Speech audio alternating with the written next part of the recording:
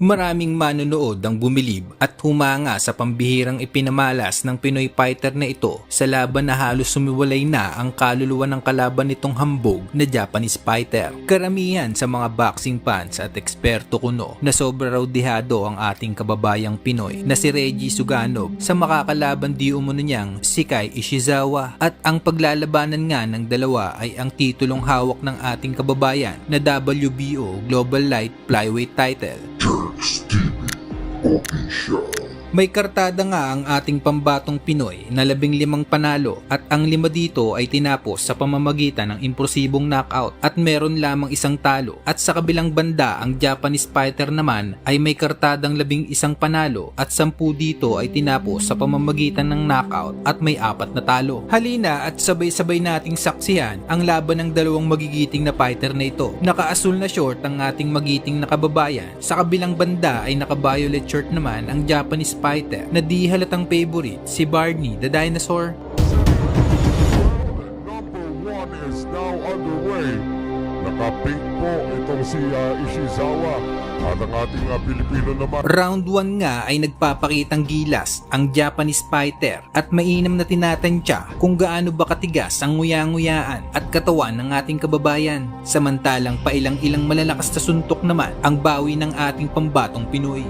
Ishizawa is actually still listed as a minimum weight at now trying to make inroads in the junior flyweight division. So dito nga po, scheduled for 12, kapaan po ito. But alam naman natin yung power galing sa kamay nitong si Ishizawa is something that Suganov has to be very careful of.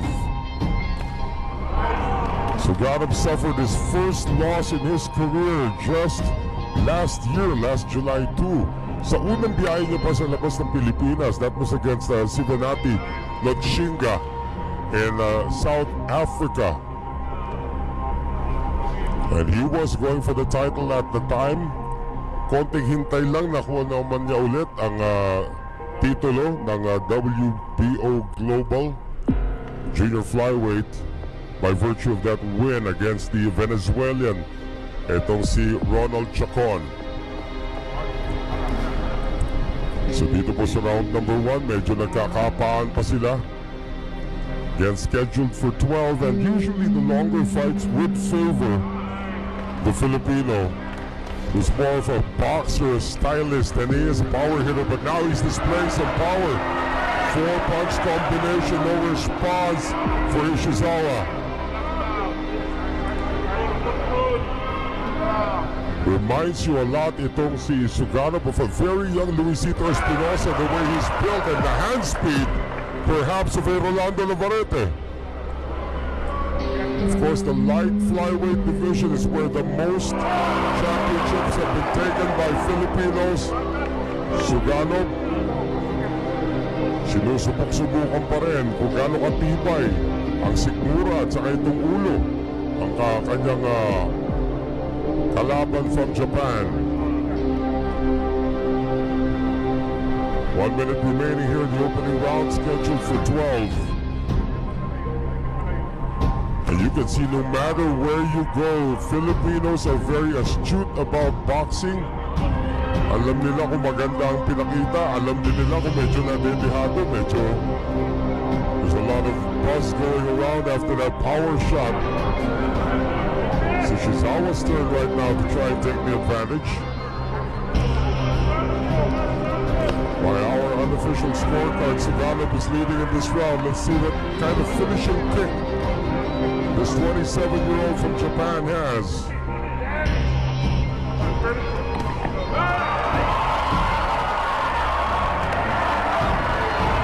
Ishizawa absorbing some punishment. That's a left hook to the head.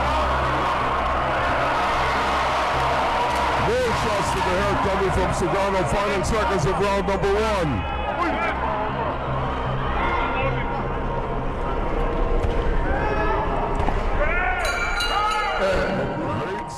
Round 2 ay makikitang nangingibabaw na ang Pinoy dahil sa mga magaganda at impresibo nitong mga kombinasyon na halos lahat ay tumatama sa pagmumuka at bodega nitong Japanese fighter. Ngunit talaga namang hindi maitatanggi na medyo matigas din itong boksingerong Hapon. Not really solid blows, but those are scoring blows.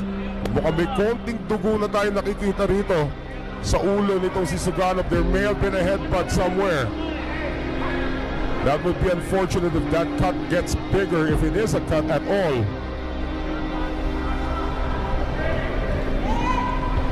Ishizawa still moving forward, trying to control the ring generalship here.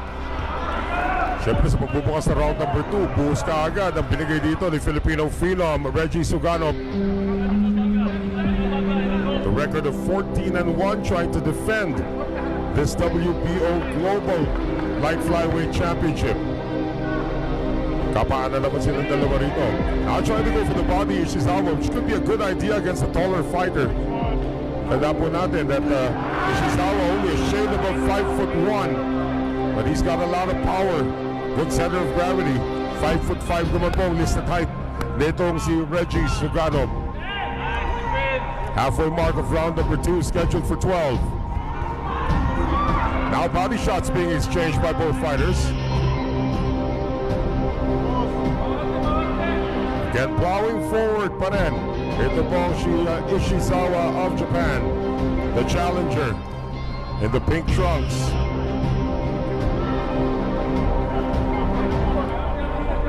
Exchange of jabs. No follow-ups yet so far for Ishizawa. It appears that Suganov has now tasted how powerful those punches can be. Mukhang hindi niya pa masyadong iniinda. Again, Ishizawa trying to go for as many body blows as he can, trying to soften up his opponent. He's got a 4-inch reach advantage, 4-inch height advantage, and about a 4-inch reach advantage as well. Shots to the body. Round 3 nga ay tila nag-iingat sa kilos itong ating kababayan at makikitang tiyempo para sa isang malakas na suntok, samantalang patuloy pa rin sa pagsugod ang Japanese fighter na tila hindi natatakot sa pambato nating Pinoy.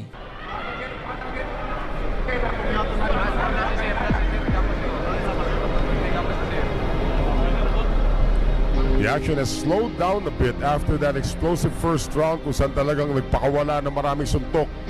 Ito po si Suganov, and now he's just measuring his opponent. Tandaan natin, he has a height and reach advantage over his Japanese opponent, Kai Ishizawa. So medyo pabawi pa lang itong si Ishizawa. Didn't lose way back in 2019. That was his first loss against Taniguchi. The rematch, he also lost against Masataka Taniguchi. Nakabawi na lang nung lumaban si J-Sever Absedes sa Japan in the same venue where he lost. That was a win. That was actually a knockout win para kay Ishizawa, but lost to Vince Paras in his last.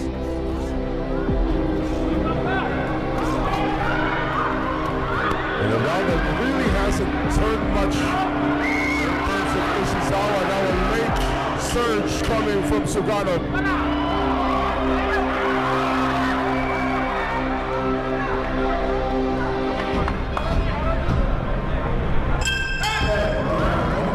So far so good for the Filipino Phenom.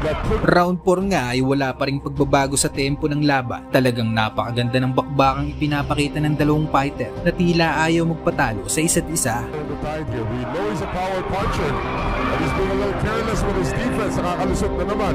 And you can see some welts already developing under both eyes of the Japanese as those punishing jabs. From here, it looked like it was a nose thing, but looks like everything's been cleared up already for Ishizawa. But at the rate, nakakalusot itong mga jabs nitong si Suganov. Might be a very long day here for the Japanese fighter. But again, the game plan is still the same. Just move forward, go for the body. Ngayon, chinechempohan na lang po. Past the halfway mark of round number 4, scheduled for 12.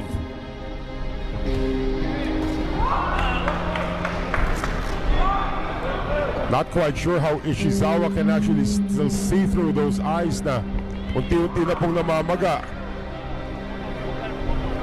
Again, he's just moving forward. That's the only positive working now on the side of Ishizawa. He's not allowing his opponent to move forward. Again, final seconds of the 4th. Suddenly the power of Reggie Sugano being displayed here. Kino-contra-tempo niya talaga. Ito si Ishizawa. Every time Ishizawa tries to reload, Sugano... Round 5 naman ay tila lalong nag-init ang dalawang fighter at para bang gusto na nilang tapusin ang isa't isa dahil sa mga ang suntok na binibitawan ng mga ito ay panay puro power punches na pag inabot ka ay talaga namang may kalalagyan sino man sa dalawa. Rainy here in Bohol for the past couple of days. And now some stand-up fighting. Wala na masyadong sayaw-sayaw na ginagawa ni Ishizawa. 2 wins, 1 loss.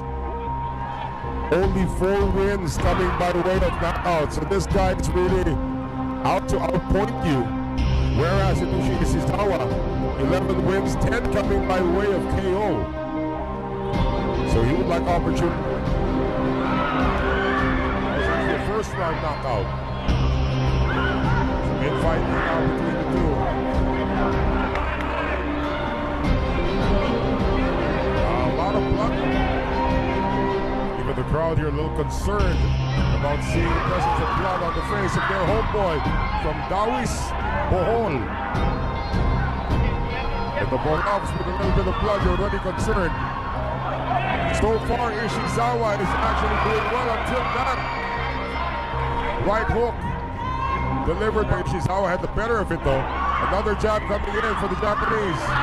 A lot of misses here for Sugano. Round number 6 comes to an end and it looks like that is the first round.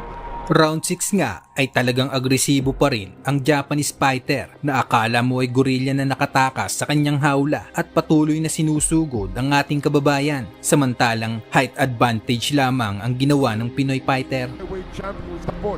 Kampiyon dito, si Sugano of the Philippines absorbing a right hook that time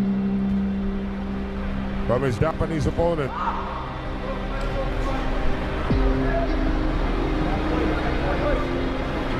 And continuing to plow forward in the ropes, the Ishizawa of Japan, the challenger. One left hook, sending him backwards. Number 6. Suddenly, bumuhos na naman si Sugano. Not very accurate on the punches, but still enough to get the crowd into it.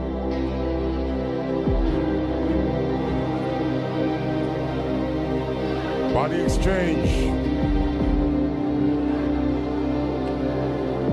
About a minute remaining here in the 6th.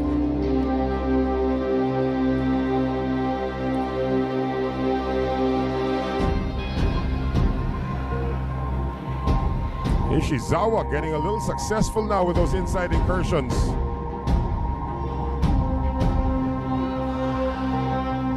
Good left coming from Sugano. But again, Ishizawa just wants to pin him against the ropes and throw 1 million punches.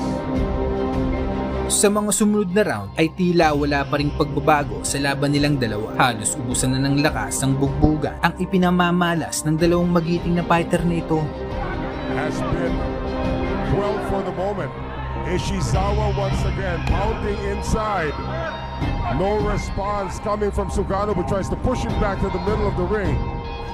Now Sugano's reach advantage has been negated now because of all of the inside shots coming from Ishizawa. Patinag. Ito si Ishizawa.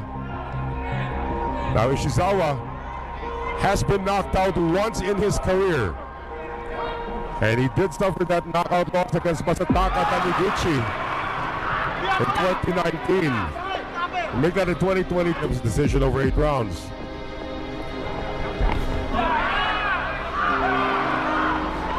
Nauunahan na po si Sugano. Again, the reach advantage has been totally negated. Now watch out for the low blows. Taniguchi has really, to make that Ishizawa has really flipped the script here. Round 8, dito na nga tinamaan ng ating kababayan ng isang headbutt at dito na nga ay nagkasugat siya sa kilay at naging advantage naman ito para sa Japanese fighter upang walang tigil na umatake. Pero ang di alam ng Hapon ay marami pa palang natitirang enerhiya ang ating kababayan at dito na nga niya tinapos ang laban dahil pinaulanan ng Pinoy itong Japanese fighter ng mga solidong suntok na ang lahat ay kumonekta at dito na rin itinigil ni Boss Mapagmahal na referee ang laban. Pounds. That's a lot more muscle there for Ishizawa. Oh! Ishizawa got staggered there by the left hook coming from Sugano. And another one! Ishizawa is down!